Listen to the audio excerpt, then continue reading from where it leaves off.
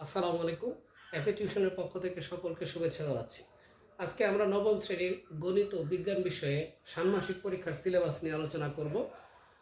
তোমরা জানো যে জুলাই মাসের 6 তারিখ থেকে ষান্মাসিক পরীক্ষা শুরু হবে। সেই পরীক্ষায় কি কোন অধ্যায়ের উপরে প্রশ্ন হবে, কোন অধ্যায়ের উপরে দলীয় কাজ একক কাজ সে বিষয়ে আলোচনা করব। আজকে প্রথমেই আমরা সিলেবাসটা দেব গণিত বিষয়ে।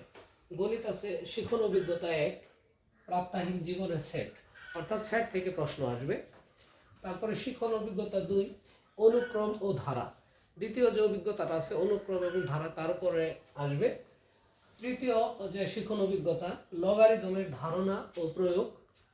চতুর্থ যে শিখন অভিজ্ঞতা প্রকৃতি ও প্রযুক্তিতে বহুপদী রাশি। পঞ্চম শিখন অভিজ্ঞতা বাস্তব সমস্যার সমাধানে সহজ সমীকরণ। তারপরে যে আছে 6 নম্বর শিখন অভিজ্ঞতা পরিমাপের ত্রিকোণমিতি।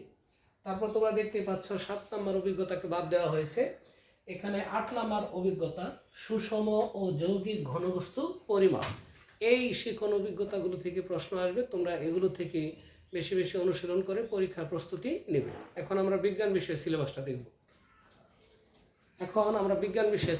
দেখব। বিজ্ঞান বিষয়ে আছে অনুশীলন বইয়ে খেলার মাঠে বিজ্ঞান, এবং এটা সম্পর্কিত অনুসন্ধানী পাঠে আছে বল, চাপ ও শক্তি। তারপরে অনুশীলন বইয়ে আছে বায়ু দূষণ।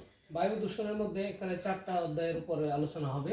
পদার্থের অবস্থা, পদার্থের গঠন, পর্যায় সারণী এবং রাসায়নিক বন্ধন। তারপরে আছে আমার বংশলতিকা।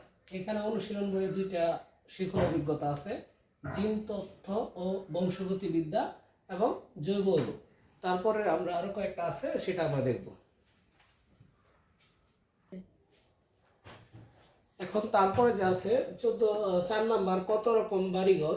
এখানে আছে তাপ ও তাপমাত্রা এবং পরিবেশ ও ভূমিরূপ, অর্থাৎ এই অনুশীলন বইয়ের সাথে অনুসন্ধানী পাঠে যে সম্পর্কিত। তারপরে আছে কৃষি ও পরিবেশ। এখানে আছে বাস্তুতন্ত্র এবং পরিবেশ ও ভূমিরূপ। পরিবেশ ও ভূমিরূপ 2টা অনুশীলন বইয়ের অভিজ্ঞতাতে থাকায় আমি একবার লিখেছি।